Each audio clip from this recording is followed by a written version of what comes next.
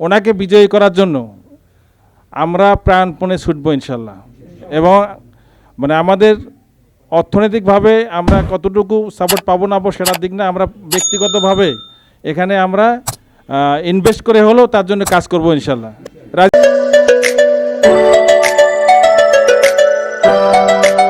আজকের এই প্রোগ্রামের মতবিনিময় সভা, আসলে প্রোগ্রামটা মতবিনিময় যে আসলে কিভাবে আমরা সামনের নির্বাচনে কাজ করতে পারি, কিভাবে কাজ করলে আমাদের প্রার্থী বিজয় লাভ করবেন, খোলামেলা আলোচনা যেটাকে বলা হয়। সবাই খোলামেলা মন খুলে বলবেন, মনের মধ্যে কোনো কথা রেখে যে আমি এটা বললে মনে হয় ভুল হবে, ভুল হোক সমস্যা নেই, এখানে আমরাই সবাই। এই নির্বাচনের আমাদের প্রাণপ্রিয় ক্যান্ডিডেট বাংলাদেশ জামাতি ইসলামীর রংপুর সাহেব পীরগঞ্জের ক্যান্ডিডেট জনাব মাওলানা নুরুল আমিন, তার সাথে আজকে মতবিনিময় সভা হচ্ছে। তো এই সভায় আমি প্রথমে শুকরিয়া আদায় করেছি মহান রব্বুল আলমিনের, যিনি আমাদেরকে তার সাথে কাজ করার তৌফিক দান করেছেন। পাশাপাশি দরুদ সালাম পেশ করছি বিশ্ব মানবতার মুক্তির দূত হজরত মুহাম্মদ সাল্লাল্লাহু আলাইহি সাল্লামের প্রতি। সম্মানিত উপস্থিতি, আমি উদ্বোধনী কথা এতটুকু বলতে চাই যে আগামী ত্রয়োদশ জাতীয় সংসদীয় নির্বাচন হচ্ছে, এটা আমাদের জুলাই আন্দোলনের ফসল ঘরে তোলার সময়।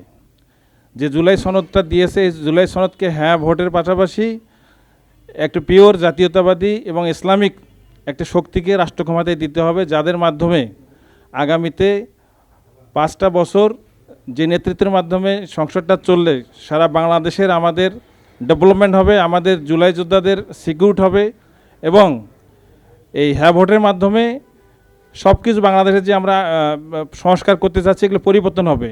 এজন্য আমরা যার নেতৃত্বে কাজটা করব তিনি হচ্ছেন আমাদের প্রাণপ্রিয় মাওলানা নুরুল আমিন, যাকে আপনারা প্রত্যেকে চেনেন।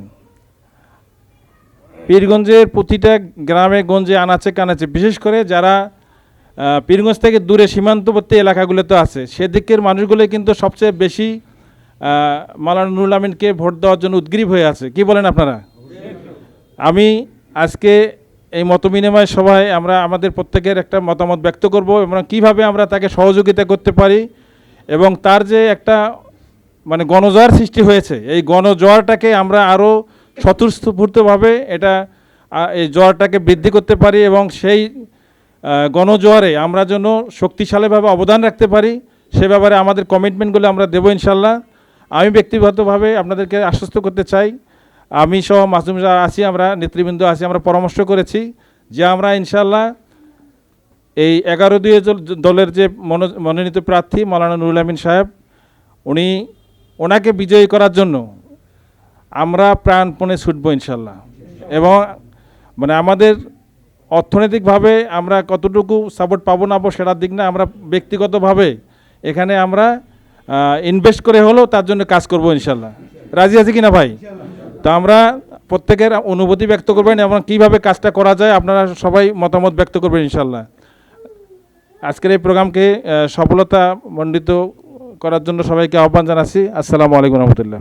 যেটা দল মত নির্বিশেষে গণজোয়ারের মাধ্যমে, যে আন্দোলনের মাধ্যমে আজকে আমাদের এই দেশটা দ্বিতীয়বার স্বাধীন হলো, এই স্বাধীনতার যে প্রেক্ষাপট, মূল মন্ত্র বা মূল লক্ষ্য উদ্দেশ্য, এগুলোকে অনুধাবন করে আসলে আমি আর ঘরে থাকতে পারিনি।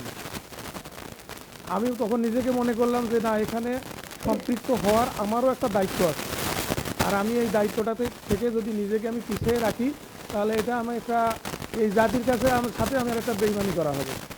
যদি আমি একটা সচেতন নাগরিক হয়ে যদি আমি এখানে মাথা উঁচু করে না দাঁড়াই, আমি যদি এখানে জনগণের পাশে না দাঁড়াই, তাহলে এটা আমি মনে হয় এই দেশের নাগরিক হয়ে থাকাটা আমার জন্য একটা ঘৃণাজনক এই ধরনের কিছু মনে হয়।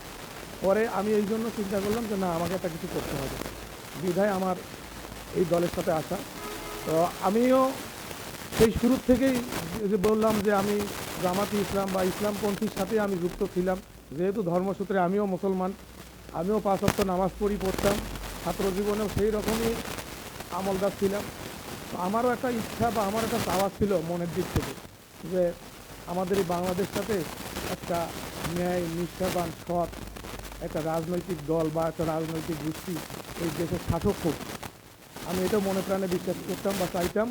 এবং আমি এবার যখন এই গণ আন্দোলন হলো, যখন এই ফ্যাসিস্ট রাজনৈতিক দলের যখন পতন হলো, তখন আমি একটা আশাবাদী হইলাম যে এই দেশে একটা নতুন রাজনৈতিক বন্দোবস্ত বা রাজনৈতিক একটা রাজনৈতিক প্রেক্ষাপট চালু হতে পারে। তো আমি তখনই এটা মনস্থ করছিলাম যে এবার যদি আমি ভোটটা দেই, আমার 7 নং বড় আলমপুরের পত্নীছড়া কেন্দ্রে সর্বপ্রথম যে ভোটটা যাবে সেটা আমার হাতে যাবে এবং সেটা একমাত্র ইসলামিক দল দাঁড়িপাল্লাতেই যাবে। আমি এই প্ল্যানটা করছিলাম, তবে মাঝখানে একটু বিভ্রান্তির ভেতর পড়ছিলাম যে এনসিপিতে যেহেতু যুক্ত হলাম, এখন যদি পীরগঞ্জে আমাদের এনসিপি নমিনেশন দেয় তো তাহলে তো দলের নেতাকর্মী হিসেবে তো আমি আবার এই গাদ্দারিটা করতে পারি না। তো যাই হোক, আল্লাহ আমার আশাটা পূরণ করছে। আমি যেই শুনছি যে আমাদের এই জাতীয় নাগরিক পার্টি এনসিপি একটা বাংলাদেশের বড় রাজনৈতিক দল ইসলামিক দল জামাত ইসলামের সাথে জোটবদ্ধ